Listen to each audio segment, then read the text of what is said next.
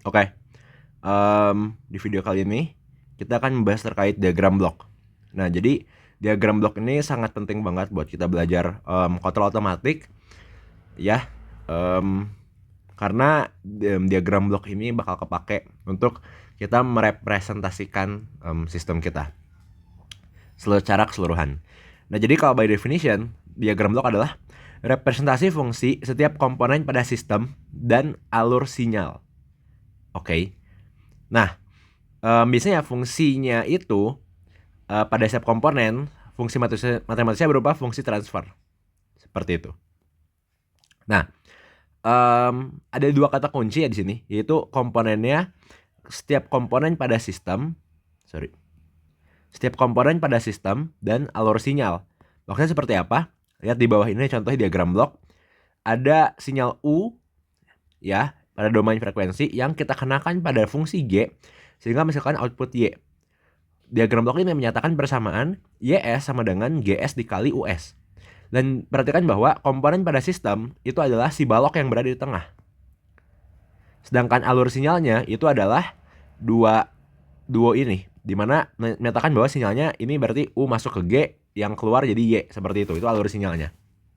Nah, bentuk diagram blok yang sederhana pada kontrol adalah diagram blok yang seperti ini, ya. Nah, pada diagram blok ini ada, kita coba telah nih teman-teman, maksudnya gimana diagram blok ini. Diagram blok ini mengatakan bahwa pertama, oke. Nah, yang pertama kita coba baca ya. Di sini ada sinyal RS. RS ini dikenakan suatu namanya summing point. Summing point adalah operasi summing gitu ya. Nah, mungkin kita langsung aja ke summing point dulu ya. Nah, summing point ini adalah operasi aritmatika pada suatu alur sinyal. Jadi kalau misalnya summing pointnya kayak contoh yang di sebelah pertama ini, ada sinyal A masuk ke summing point, terus ada sinyal B masuk. Perhatikan bahwa sinyal A ini masuk ke summing point yang simbolnya positif.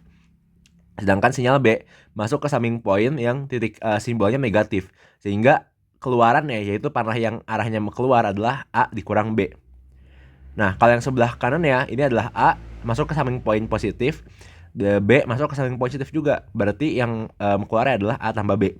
Nah, summing point itu nggak terbatas pada 2, kita bisa 3 maupun lebih, mau 5 sinyal, mau 6 sinyal bisa.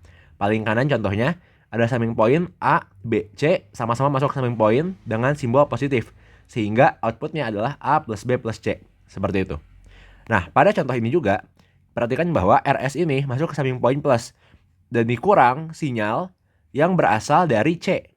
Ya, perhatikan bahwa CS ini itu di sini juga bernilai CS. Ya. Nah, RS berarti ini dikurang CS. Sehingga kita tahu bahwa ES ini adalah RS dikurang CS. Seperti itu. Nah, ES ini menjadi input masukan bagi sistem, dan sistem ini mengeluarkan sinyal CS. Nah, CS ini kan tadi keluar dia dari sistem, tapi ada arah panahnya yang kita tarik lagi ke belakang. Nah, ketika ada sinyal yang terbagi dua gini, kita sebutnya namanya branch point. Seperti itu. Nah, sekarang kita akan coba bahas dulu contoh soal buat kita menyederhanakan diagram blok. Misal pada diagram blok ini kita ingin mendapatkan persamaan CS per RS. Seperti itu. Caranya bagaimana? Sama ya. Di sini kita lihat dulu CS-nya. Kita lihat nih summing point dari kirinya. RS masuk ke something gitu ya, yang kita belum tahu itu apa. Nah, kita tulis CS-nya di sebelah kanan bahwa ini kan RS ini masuk ke summing point dan ada arah panah. Arah panah ini kan dari HS ya. Dan ini tuh output dari HS belum tahu apa. Tapi HS ini dioperasikan dengan CS.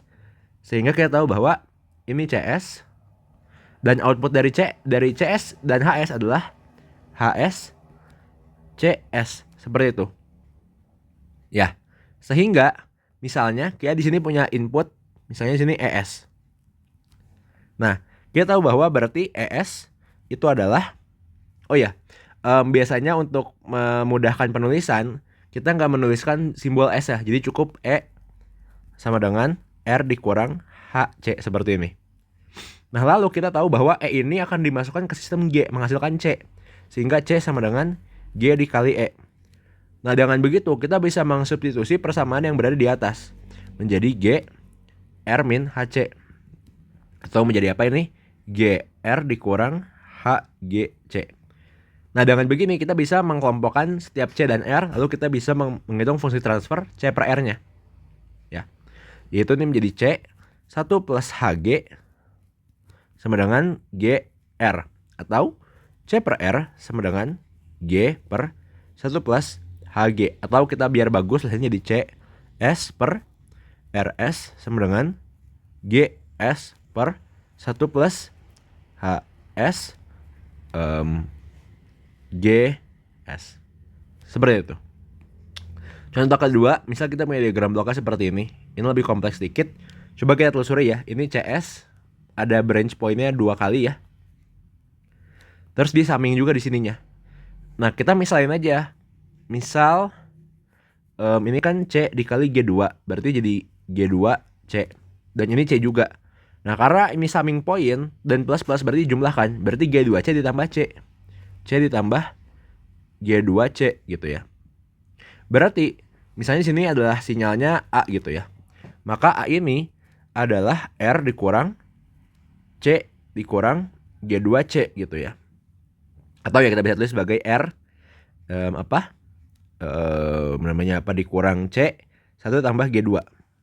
Seperti ini. Nah, lalu dengan cara yang sama kita tahu bahwa C sama dengan G1 dikali A. Jadi kita bisa substitusi G1 dikali R dikurang C. Terus ini ada juga 1 tambah G2. Sehingga ini menjadi apa? G1R dikurang G1C 1 tambah G2. Nah, dengan cara yang sama kita bisa kelompokin ini cukup bingung ya antara C sama panah sama kurung ya. Tapi kita bisa kelompokin jadi C. Terus di sini berarti jadi apa nih? Ini kan G1 1 plus G2, berarti kan menjadi 1 dikurang G1 dikurang G1 G2 ya.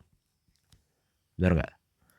Sama dengan G1R. Sehingga kita peroleh C per R atau CS per RS itu adalah G1S per 1 dikurang ya. Ini dikurang. Ditambah harusnya. Sorry, salah. Ditambah G1S ditambah G1S G2S. Seperti itu. Ini kurang lebih contoh untuk pengerjaan soal diagram blok.